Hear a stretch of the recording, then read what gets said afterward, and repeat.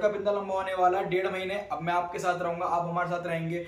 मैं चाहता हूं आप हमें सपोर्ट करें और हमेशा बिजी रखें, हम नए नए कंटेंट लाते रहें। अभी हमने बहुत कुछ सोचा है इस पूरे वर्ल्ड कप में कि हम आपके लिए शायद ब्लॉगिंग लाएं डायरेक्ट स्टेडियम से, और जो हमारी जो ऑडियंस होती है उनके व्यूज लाएं कि कितने लोग क्रिकेट देखते हैं, और बहुत कुछ। तो आज जो मैं आप लोगों के साथ जुड़ा हूं, जस्ट ये बात करने के लिए जुड़ा हूं कि बेसिकली इस वर्ल्ड कप में कौन सी टीम के कौन से बैट्समैन देखने लायक हो सकते हैं, प्लेस टू वॉच आउट, कि कौन सी टीम से बॉलर हमारी तरफ से हम एक बॉलर चूज करेंगे कि कौन सी टीम से कौन सा बॉलर अच्छा परफॉर्म करेगा, कौन सा बैट्समैन, और जो टॉप 4 टीम्स रहेंगी वो हमारी टॉप 4 टीम्स कौन कौन सी रहने वाली हैं जो सेमीफाइनल तक जाएंगी। तो सबसे पहले अगर मैं बात करूं players to watch out as a batsman कि कौन सी टीम से कौन सा बैट्समैन देखने लायक होगा, तो हमारे पास 10 टीम्स हैं। अगर मैं बात करूं टॉप्स की टीम्स की, तो इंडिया से जो बैट्समैन होंगे हमारे देखने लायक, जो कंसिस्टेंट है वो, तो अगर हम देखें कि पहला मैच भी इंडिया का चेन्नई में होने वाला है, और कहीं कहीं किसी किसी टीम में 1-2 प्लेयर क्लैश कर रहे हैं। जो हम इंडिया से अगर देखने वाले बोले, जो मिस्टर कंसिस्टेंट है हमारे कोहली, विराट कोहली को हम देख सकते हैं, और साथ ही साथ गिल, क्योंकि जो दोनों की परफॉर्मेंस है वो इंडिया के लिए बहुत ही महत्वपूर्ण है।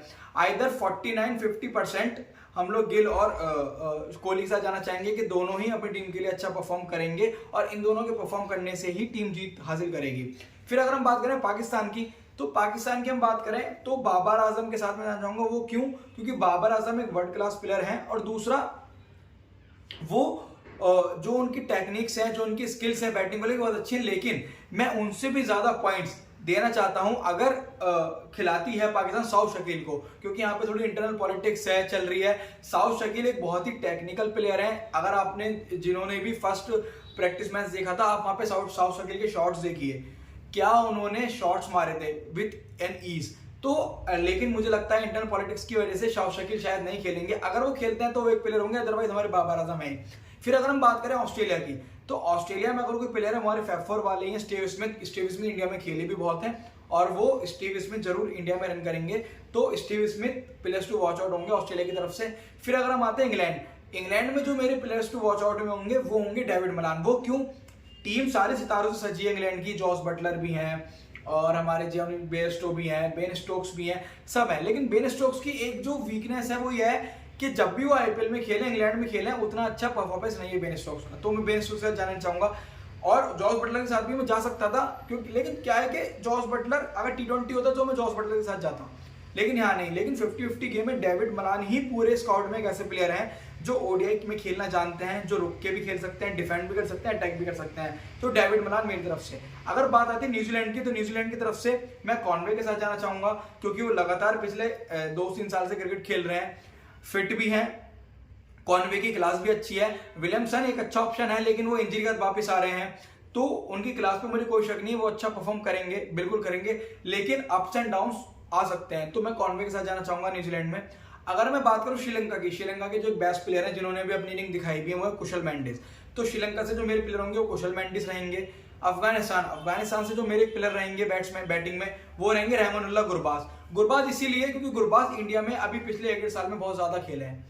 तो गुरबाज, और जैसे गुरबाज की फॉर्म चल रही है, लास्ट मैच में उन्होंने सेंचुरी मारी है, तो गुरबाज अफगानिस्तान की तरफ से बिल्कुल अच्छा करेंगे। अगर हम आए नीदरलैंड्स पे, तो नीदरलैंड की तरफ अगर हम देखें तो स्कॉट एडवर्ड्स उनके कैप्टन है, वो एक बेहद ही अच्छे प्लेयर है। स्कॉट एडवर्ड्स देखने लायक होंगे। अगर हम बात करें अपनी साउथ अफ्रीका की टीम की, तो साउथ अफ्रीका से जो मेरी तरफ से प्लेयर रहेंगे वो रहेंगे Aiden Markram, Temba बमूमा, Condon de Kock, सब अच्छे प्लेयर हैं। जो एडन मार्कराम के ऊपर टच है, और जो इंडिया में खेले भी हैं, और जो स्टेबिलिटी देते हैं फर्स्ट और सेकंड डाउन पे टीम को, वो बेहद ही लाजवाब है। तो हमारे बैट्समैन रहे। और अगर हम बॉलर्स की तरफ से आए, बैटिंग है तो बॉलिंग भी होगी, तो अगर मैं बॉलिंग की तरफ से आऊँ, कौन से हमारे बॉलर्स रहेंगे जो हर टीम में हमें देखने लायक रहेंगे, जो अच्छा परफॉर्म कर सकते हैं। आप अपनी प्लेइंग लाइन में भी इन बैट्समैन बॉलर को हमेशा ले सकते हैं।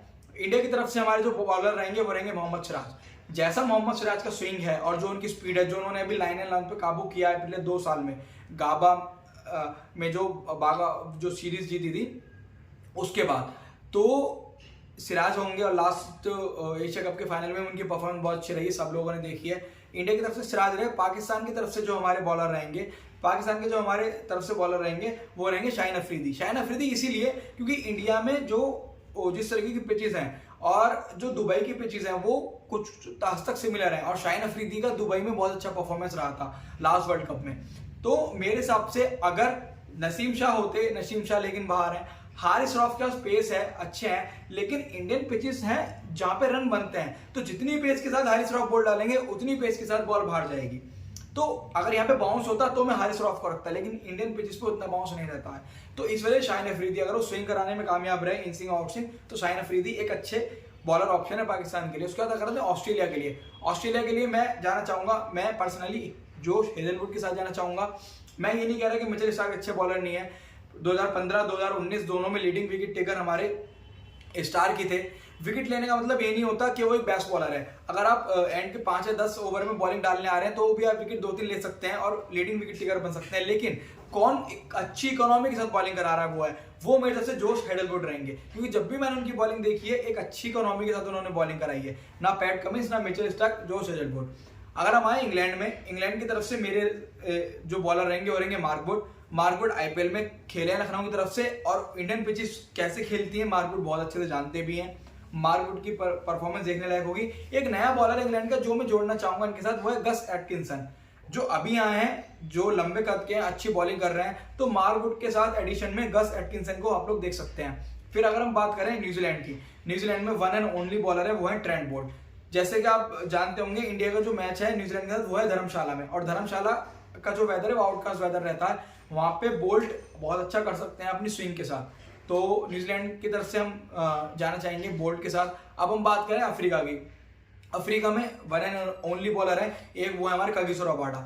सबसे ज्यादा इंडियन पिचेस पे बॉलिंग कराने का अनुभव उन्हें है, और बेस्ट बॉलर भी वही है अफ्रीका की तरफ से। अगर हम बात करें श्रीलंका की तरफ से, श्रीलंका की तरफ से जो अभी एक नया सितारा चमक के आया है, जो उनके मेन फास्ट बॉलर थे चरिता दुष्मंता चमीरा वगैरह, वो रूल्ड आउट है, वो नहीं खेल रहे हैं। तो दुनित वेलालागे ही एक ऐसे बॉलर है, अगर स्पिन ट्रैक हुआ अगर तो वो विकेट जरूर लेंगे, अगर स्पिन ट्रैक नहीं हुआ तो वो एक इकोनॉमी के साथ बॉलिंग डालेंगे। अगर विकेट नहीं भी लेते हैं तो दुनित वेलालागे। और अगर हम आए अफगानिस्तान पे, अफगानिस्तान के सबसे जो बॉलर रहेंगे वो राशिद खान रहेंगे। राशिद खान से ज्यादा इंडियन पिचेस पे खेलने का अनुभव किसी को भी नहीं है। अहमदाबाद गुजरात की तरफ से वो खेलते हैं, अहमदाबाद की पिच पे वो कारगर साबित हो सकते हैं। दिल्ली की पिच स्पिन ट्रैक है, इंडिया और अफगानिस्तान का मैच दिल्ली में ही है, तो वहां पे भी वो अच्छे साबित हो सकते हैं। राशिद खान रहेंगे मेरी तरफ से। और अगर हम बात करें नीदरलैंड्स की, तो जो नीदरलैंड्स की तरफ से हमारे बॉलर रहेंगे वो लेंगे बर्सडे लीडे। बर्सडे लीडे का लगातार अच्छा परफॉर्मेंस रहा है बॉलिंग में भी अपनी टीम के लिए। इवन वो ऑलराउंडर है, बैटिंग में अच्छी करते हैं, लेकिन बॉलिंग भी उनकी कमाल की है। तो ये कुछ रहे हमारे बॉलिंग और बैटिंग का अगर पॉइंट ऑफ व्यू देखें दोनों टीम की तरफ से ये रहा। आप नोट डाउन करके सकते हैं, और जब हम लोग प्लेइंग 11 शेयर करेंगे वर्ल्ड कप्स में आगे के लिए, तो आप लोग इन प्लेयर्स को रख सकते हैं। जो टॉप 4 हमारी टीम्स रहेंगी वो मैं और रुपेश आपके साथ शेयर करेंगे साथ में, कि टॉप 4 हम लोगों की टीम कौन सी जाने वाली, थोड़ा और एनालिसिस करके कि एक इंडिया, हम लोग इंडिया से हैं, दिल हमारा इंडिया कहता है। फर्स्ट टीम हम लोग इंडिया को रखेंगे, इंडिया कंटेंटर है इस वर्ल्ड कप की। लेकिन बाकी की 3 टीम्स कौन सी रहेंगी, तो मैं और रुपेश आपके साथ शेयर करेंगे टॉप 4 टीम्स गेम्स के अकॉर्डिंग और एनालिसिस के अकॉर्डिंग। और एक मैं आपको आज एक न्यूज दे देता हूं, अभी इंडिया पहला मैच इंडिया और न्यूजीलैंड का होने वाला चेन्नई में, इंडिया वहीं से अपने कैंपेन की शुरुआत करेगी। तो जो एक अच्छे बॉलर हैं ऑस्ट्रेलिया की तरफ से एस्टन एगर, जो हमेशा इंडिया में अच्छे साबित होते हैं, तो वो इंजरी के चलते रूल्ड आउट हो गए हैं। तो इंडिया के लिए एक छोटी सी राहत की बात ये भी है। बाकी क्या होता है हम लोग मैच में देखते हैं। और आप लोगों का हमारे साथ जुड़े रहने के लिए बहुत बहुत शुक्रिया। डेली आपको हमारी तरफ से वीडियो मिलेगी, नए नए कंटेंट्स मिलेंगे। प्लीज हम लोगों को फॉलो कीजिए, सब्सक्राइब कीजिए, और कमेंट्स में भी हमारे साथ जुड़े रहिए, और इसी तरह हमारे साथ बने रहिए। Love cricket, love India.